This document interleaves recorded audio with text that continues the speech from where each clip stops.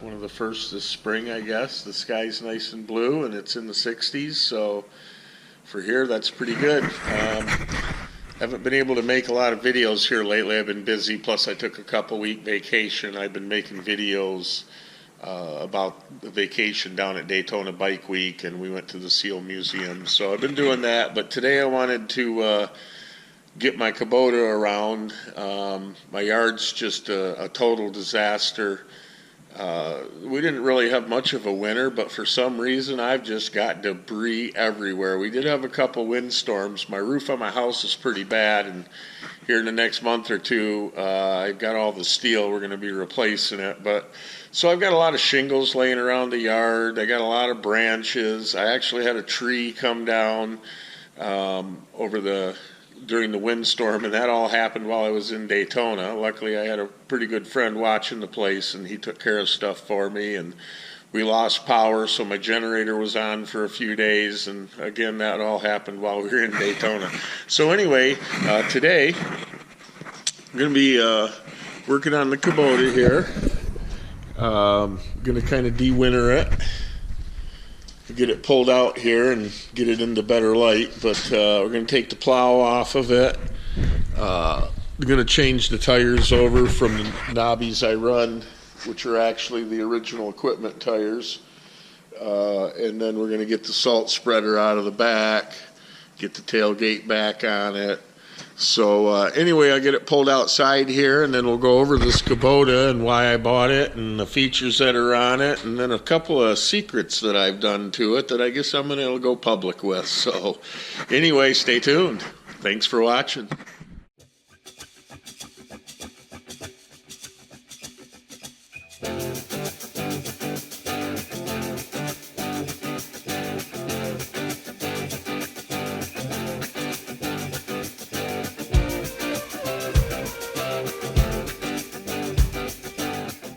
Okay, I got it pulled out here and was going to go through it, and the first thing I did was look here under the tarp. So we didn't have much of a winter. I only filled this once from the initial fill. This thing's almost full, so the first thing I'm going to have to do here is go back to the salt bin and dump this salt out. So I'll get that done here, and then we'll get going on that. Alright, I'm out here at the salt bin. I don't know how well you can hear me. I got this thing running, dumping the salt out here. I got the box tipped so it helps keep it fed good. Pretty good pile of salt out here. Like I say, I didn't use much this year. We're getting her done. Still got a bit in there, but it's nowhere near full anymore.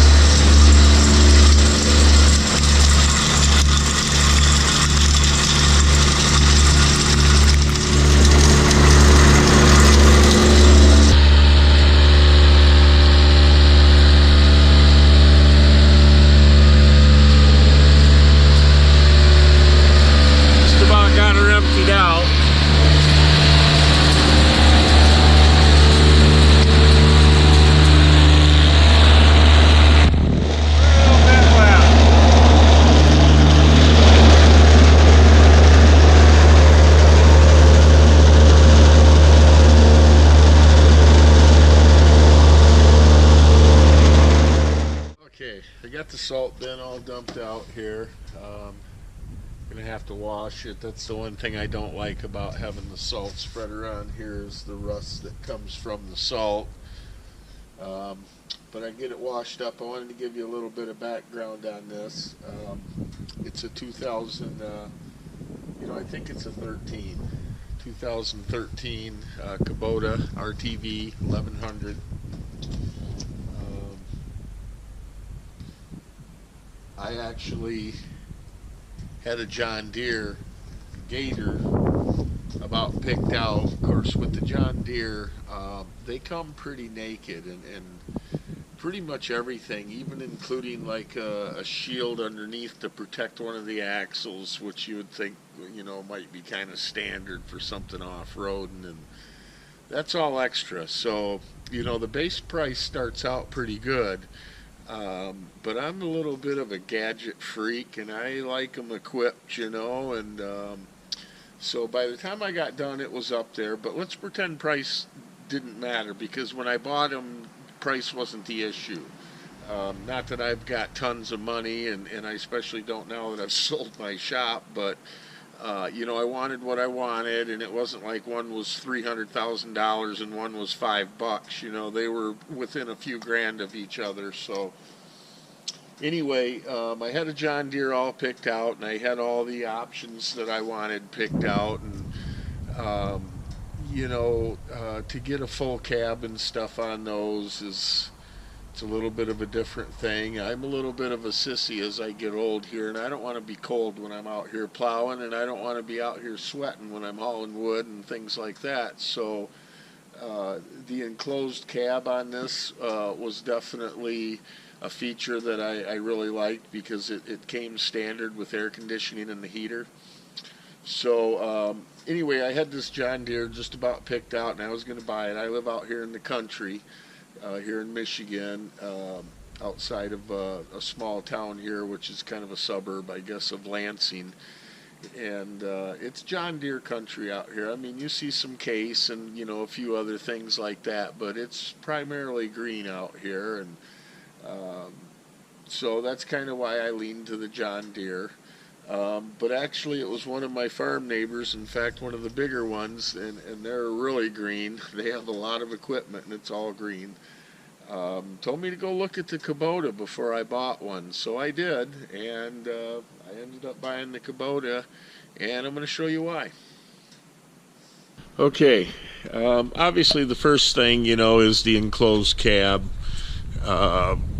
You know, it's got solid doors on it. They latch. It's got slider window here on it, which isn't great. It doesn't give you a big opening, but you know, there just isn't much I guess you could do without making the door a lot more elaborate. But it seals pretty good when you go to shut the doors with the windows all closed. You get that resistance to the door shutting, you know what I mean, when they're sealed like that. Cars do it too. But anyway,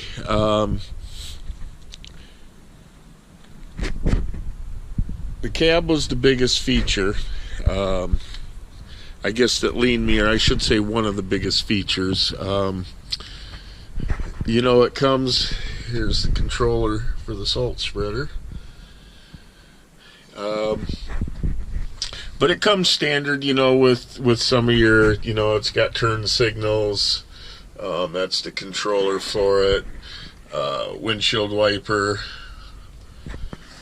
It's got your hazards, and then your key switch, and then your four-wheel drive shifter, and then your regular low, medium, high, and reverse shifter.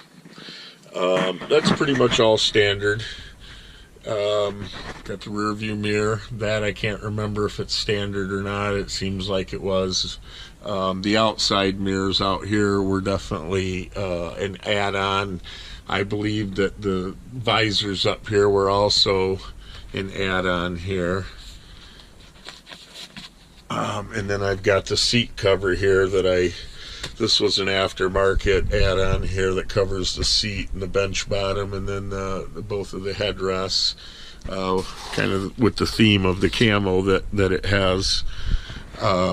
It's got the grab bar over here in the corner, if you can see that. One cool feature, the windshield on this, there's a couple of handles here, and then the windshield can kind of pop open, so you know, those days that you may not want to run the air, like today would be one, you can drive around with that open and the side windows, and it gives you a pretty good draft. It does have this hose right here is the squirter for the window. It does have a windshield wiper here on the windshield, and then it's got a washer, so if it gets dirty. It's got some vents here, one here, a couple up here in the middle, and then there's another one over there on the side for the heating and air. There's some down below, and then there's also, like on a car, let me get a different view here. Like on the car, there's a couple of vents here in the, I don't know, can you see those? I think so. So you can see that. Came with these tires. just kind of a green, I guess, knobby style tire. That's what came on it. I've got some other tires. I'll get to that. Show you those. Got the salt spreader, again, this cage here on the back that's got the triangle and this little branch cutter there. That was an add-on along with the lights back here and the beacon. Those were add-ons also. It didn't come with it. One thing I guess I can't probably show you, you can hear it when I key it up. You can hear that fan down there. It's got a added-on oil cooler to it. So the oil goes from the engine in through a radiator where the fan is, and then back in cooled, so that's a good feature, especially for the diesels. And got some spotlights here on the back to help you see the salt and stuff at night when you're spreading. Like I said, it's got turn signals and brake lights on the back of it. Over on this side in the rear, we've got our antenna for the radio. And then also beside it here, the stack is an air cleaner. That's where the engine gets its air. So I can get in to some water with this thing. And the reason I did that is I have a pond out back, and it gets a little wet out there at times around it. And I do stupid things. So I wanted to, in case I slid into the pond, I didn't want to wreck my Kubota. So anyway, that's why I got that on there. On the front here, it's got 3 driving lights that are add-ons. You can see them. And then of course the snow plow, it's a 6'6" Boss v-plow. That's another add-on, obviously not by Kubota, but the Kubota dealer installs it. And then when you get under the hood here,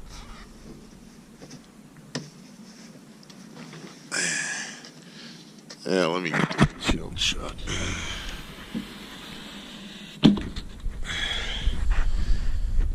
I can't remember what these headlights are called at the moment, but they've got the energy box there on them. They're pretty darn bright. They run on this cable here. And then they got power going to them. So this was the original plug from the Kubota headlight, and then it's got this that adds on to it, and they're really bright. They do actually take a second to warm up to get that brightness. This is under the hood. There isn't really, there's a cabin filter there for the air conditioning and stuff. There isn't much under here.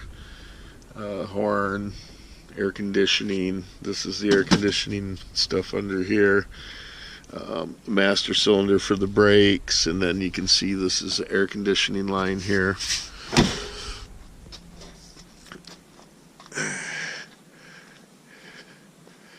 So another add-on feature here, and I didn't do much with it. There's above the visors here in the roof, there's a couple of speakers, one on each side. And this is the radio that I had installed, and I mainly did it because it was kind of one of the cheaper ones, and it's got the plug in it, so you can like plug an MP3 player into it. I didn't really like, especially their fancier, more expensive ones. So I thought, if the radio became something important in this, that I would buy an aftermarket one and put in it. And obviously it hasn't become important because that one's still in there. I'm not a huge fan. So that's pretty much it. Oh, and also down here, you can see this lever right here. If you engage that, that's a differential lock. So there's no more slip in the differential. I think the rear only, but I'm not positive. Might be front and rear, but I think it's the rear only. Locks it up so both wheels spin, not just the one that spins easier. These are the controls right here, the front and the rear, for the spotlights on the roof. Down here, we've got the control for the hydraulics, either way here. Also have right here, this is for the beacon on the roof, the yellow flashing light, and then this is a throttle adjuster here. Because it's got hydraulics, there's one here that steps the idle up just a little bit, but this one here turns it up so that if you need more hydraulic pressure, if you have something hooked up to it and you need, rather than sitting here with your foot on the throttle, this will control your RPM and give you more hydraulic pressure. The seat folds up and there's storage under here. My Articat gloves, wondered where those were. Also got a Leatherman tool under here, which is a handy tool to have in just about everything you own. Got a few 22 rounds here, which I guess I'll get them out later. Flashlight. This is a remote control for the winch, which there is a winch on the front, and I haven't showed you that because I'm going to get to it. Couple tools, couple pins. Here's a cable for hooking up an MP3 player to the radio. Couple more pins, toe clevis.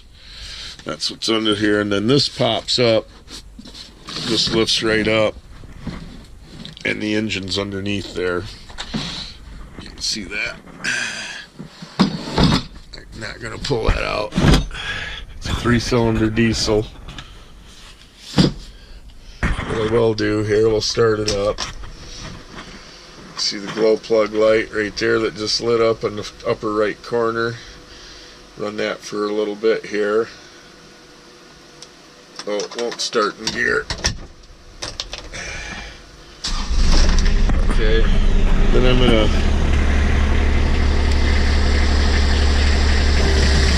put this box up here. We can't go all the way down because of our salt spreader there. Will hit the ground. But here's your engine under here. Got a battery tender hooked up to it right here. It comes out here, keep it charged so when you need it, it's ready.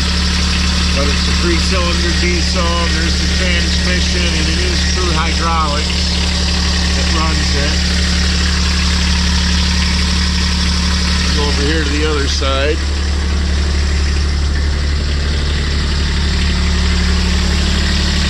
There's your air cleaner and your fuel tank.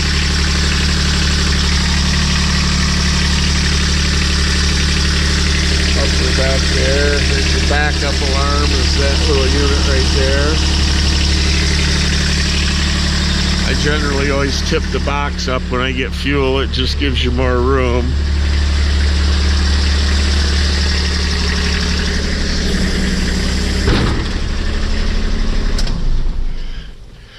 Okay, I think that's just about everything except for the couple secrets that I've got with this thing, a couple things that I did for it. It does have power steering, 4-wheel drive. I don't think I've missed anything. When I bought this from the dealer, they said that it was the most equipped RTV 1100 they ever sold.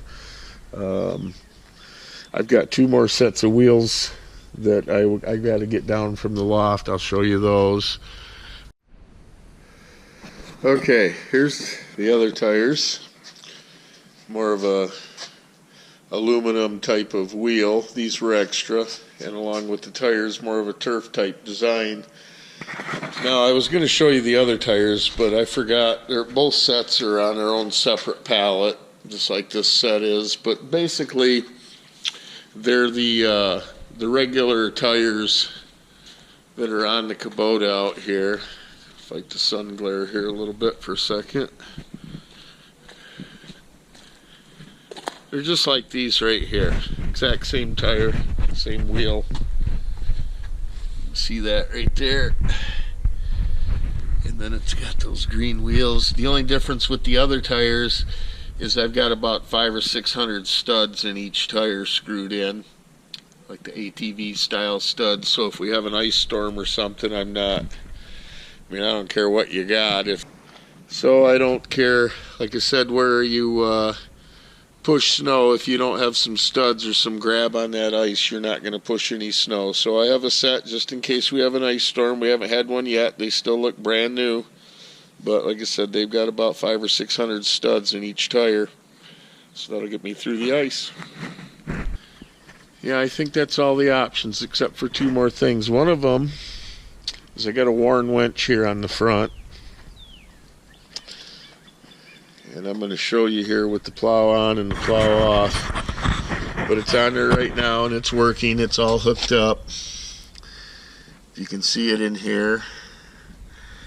Now the dealer told me when I mounted the plow that I would have to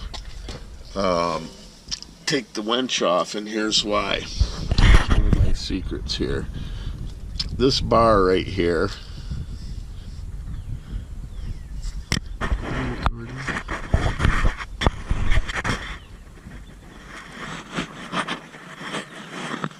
okay, this bar right here hits the winch. It's up a little bit too high. Okay, you can see now I've got it to clear a little bit. I put this block here, it's about 3/4 or so of an inch. It's aluminum spacer block, and that lifted the winch up just enough so that this clears. Okay, so it's still on there and working. It's not dismounted, and all it took was this aluminum block here. The dealer said it couldn't be done. The plow's got to be removed, and you can see there's just a ton of room back here. It was just this right here that was hitting a little bit. So let me take the plow off and I'll give you another view of it.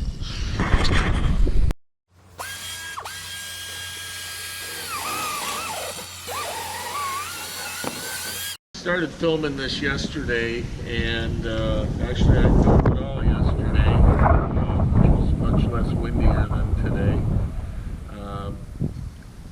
I was editing it last night and I didn't like some of the footage. Didn't turn out the way I wanted. In fact, I didn't even have the camera pointed right at a couple things. And so I thought today that I would come out and just shoot the last part of it here. And then I also noticed too there was just a couple things that I overlooked, you know, when I was kind of showing all the switches and stuff. So I'm going to hit that real quick, and then we'll get into the winch and show you what I did there completely. And then I got one other secret I want to show you. Okay, back inside here. One of the things I wanted to point out is, you know, I had a little note on it earlier, but the heater controller. The left switch is the temperature, the center switch is your duct control. Which you've got in your face, on the windshield, the floor, and in your face all together. And then the other mode is windshield and down at your feet. And then there's a recirculation button, and also a AC button to turn it on and off, and then your fan control. Also there's a 12-volt power point right here. Which I showed it, like I said, just didn't really point it out. One of the other things too, right here, horn button, and then also headlights. This is the turn signals over here on the side, and then the headlights is right here. And then the horn, can you hear it? Sounds like a Volkswagen. So that's the horn. Above the salt controller, there's a switch right here, in and out, it's for the winch. There's also a controller, I showed that under the seat, that you can plug into the winch, and that way you don't have to be in the vehicle if that's what you want to do. This is a gate here that locks the hydraulics, so you can't accidentally engage something here. And then also there's a little round switch right back here. See that right there? That switch controls the spotlights. Well, it actually controls the power point in the back. Right now it happens to control the spotlights on the salt spreader. It's got seat belts. I don't really ever use them, but they're here. You know, and I think that's about it. I think that's all I missed. So anyway, I'm gonna get down here in the front, and then we're going to look at the winch, and I'm going to show you a few things on that. That's pretty cool. Okay, we're down here at the plow. I can't really get a great angle here. I hope this is okay here. Outside there's there's this thing up in the sky that's glowing really bright. We don't usually have that here in Michigan. I'm not sure what it is. But it's glaring everything, and it's so windy out there. I can't hear anyway, so I'm in the shop here, and I'm kind of down low. I got a couple lights here, but I think it's still hard to see. I can't tell. But anyway, I want to show you this winch. Let me get this hook out of the way. This bar here for the plow is basically why you can't mount the winch on the front. That and the fact that there's a brace that goes underneath here from side to side that bolts here and bolts to the plow mount. There is a trailer receiver right here that I guess I can't use that, but I don't really want to. So anyway, so what you got to do here to make this winch so you don't have to keep mounting it and dismounting it to put your plow on, which also means you'll have to dismount and mount the plow mount itself so that the plow can go on there. So there's a mount for the plow that goes across here. Like I said, with these bolts, there's also a mount for the winch that goes across here, and it has this trailer receiver here. It's actually like the standard equipment brace that goes across here from Kubota. So what I did here was pulled this plow mount off the center section here, and I cut the tabs right here at the corners on both sides, and I took the center section of steel out. Then I took the part for the plow and cut it to fit, or for the winch, and I cut it to fit, and I mounted the winch, and I still had this on here. I got my block in there, so I had the winch height right here, and then I set this piece up in here, bolted it to the winch, and then I tack welded it.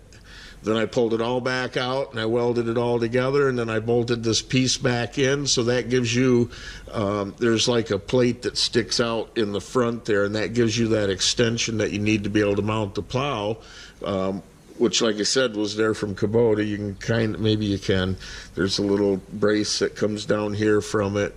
But it allows the winch to be mounted on there, and then also clear this bar for the plow mount so that you don't have to take the plow mount off each time. So that's my secret on the plow. Like I said, when I picked it up at the Kubota dealer, the plow was mounted and the winch was not, and I asked them, why isn't the winch mounted, and they told me you can't do it. So there's just a ton of room here. You could use a bigger winch if you wanted. This one isn't real big. It's the one 3,000 pounds. I've never even used it yet. So anyway, that's my secret on the winch.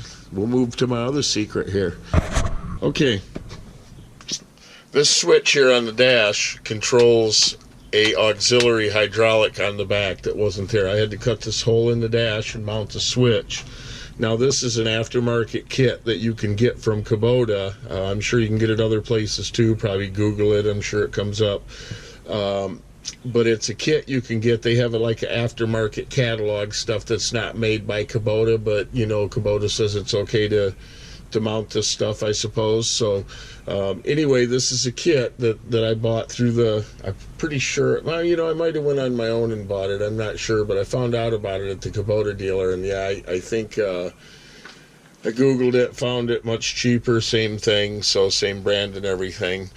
So anyway, cut the hole in the dash, put the switch in. It comes with the wiring harness because there's a solenoid on the back and stuff, and you got to get battery power and that. So anyway, let's go to the back here, and I'll show you what is different about my setup. Okay, on the back here, there's an extra set of hydraulic fittings on here that's not on there when you get it from Kubota. It's something I added on, and like I said, I got the kit. Kubota made me aware of it, and I got it on my own. So anyway, there's this piece here, and then there's also over on this side, see this? There's this big block assembly with the solenoid and stuff on the top. These lines hook to it. These lines down here hook to it. When you buy this kit, this and this are attached together by a bracket. Okay. The bigger piece that's over there on the left goes on the inside here, and it makes this piece come out here. Let me go up a little bit here. It makes this piece stick way out here, and it puts it right underneath the exhaust.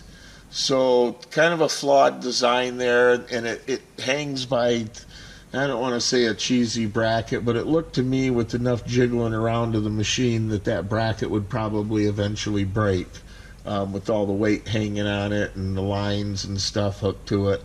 So I mounted it that way, and I had it that way for about 3 days, and every time I looked at it, it kind of made me want to throw up. I just hated it. So I started looking at it, and I got the idea here that I could cut the brackets and make a piece here and make a piece over here on each side to individually mount them, and I could separate them. So that's what I did, is I separated the part with the lines on it, and then I separated the part where all the lines go to it to be able to switch from one accessory to the other. And so these lines coming through here used to come through on the other side and hook up in the back, and that's what powered up these lines right here. These lines right here are for the box to be able to tip it. Now, Kubota says that if you don't want to, you know, their idea here is to unplug this each time you want to do something different, and then you can plug into these here and do whatever you want. You can, and that's fine, but it's a little bit of a hassle to, you know, to me. So I wanted this other set on there. So these lines here used to go in the back and attach to be able to hook these up. There was like a fitting block back here.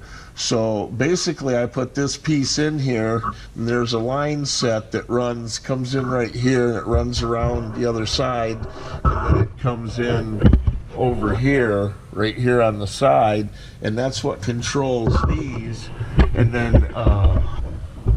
the main lines come in the back. You can't really see them from right here, or actually these are the main lines, excuse me, that come into it and hook it up, and then these lines here control the box, and they come out of the back. So basically when you hit the solenoid, it's choosing between this set of lines and this set of lines, depending on if you want to dump the box, or what I do is I have a dump trailer that I hook to this, and I use it to dump the trailer, which is pretty nice. So that's my little secret on there. If you get this, I really recommend doing it, because, man, I'll tell you, I don't know how long this thing will hang on that bracket for one, and I also don't know how long it can hang under the exhaust with it running. It's going to heat it up, and that's not good. So, but anyway, I think this turned out pretty good. It's been on here for about 4 years now, and it looks factory. I haven't had any trouble with it. There's, you know, little seepage here and there, like there always is in hydraulic system, and then of course rust because of you know, the salt spreader. So that's my other secret here. I don't have a patent on it or anything. I probably should have, but you know, it works pretty good. So anyway, that's my Kubota. You know, like I said, if you want to get a John Deere and a Gator, and you know, they're fine. I wouldn't say not to get one. Just know what your uses are. The Gator is a, you know, I guess what you'd call a jack of all trades, but a master of none, where this Kubota is definitely a work machine. You know, it's hard to have fun at 25 miles an hour, but it is a work machine, and it does that really well. It has a payload, I think, of about 1,100 pounds in the box, but I got to be honest with you, I think I've got close to doubling that before and still done it. So it's a pretty nice machine. So far it's been problem free. I haven't really had any issues with it. It's got a little over 300 hours right now. So anyway, thanks for watching. If you got any comments, you know, good or bad, give them to me below. And if you really like the video, why don't you subscribe and give me a thumbs up? That'd be great. Thank you very much. Have a great day.